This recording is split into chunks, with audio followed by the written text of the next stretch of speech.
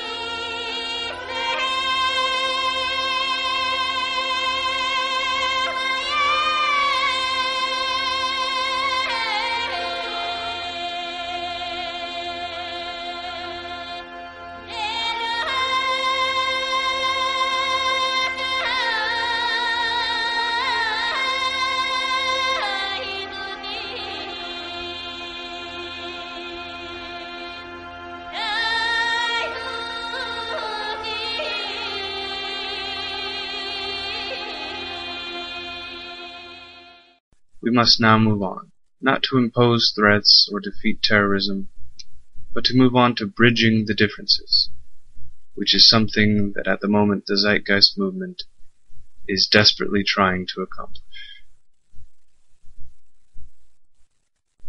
There is precedent for this type of event.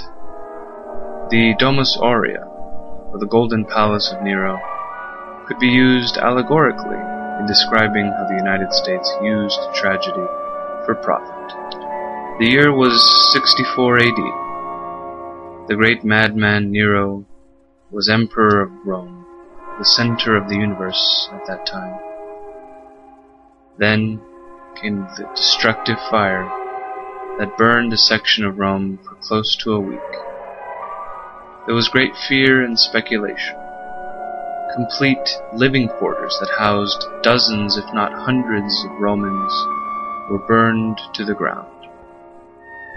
The Romans blamed Nero, which, according to some stories, Nero played a lyre and sang songs about the burning of Troy while Rome burned in the background. Some historians say that Nero was in Antium, some 30 miles away, and couldn't have possibly been there to see the burning. In fact, Nero opened his palace to many of the people who were now homeless as a result of the great blaze, and even rebuilt some of the Roman houses. But one other theory was that he wanted to clear a portion of the city to build himself a new palace. And as the events unfolded, he took that land that belonged to Roman citizens and commissioned to build a great palace made of gold and precious stones. Interestingly enough, Nero pointed the blame at the Christians for the fire and began to persecute them in reparation of the suffering and loss that occurred.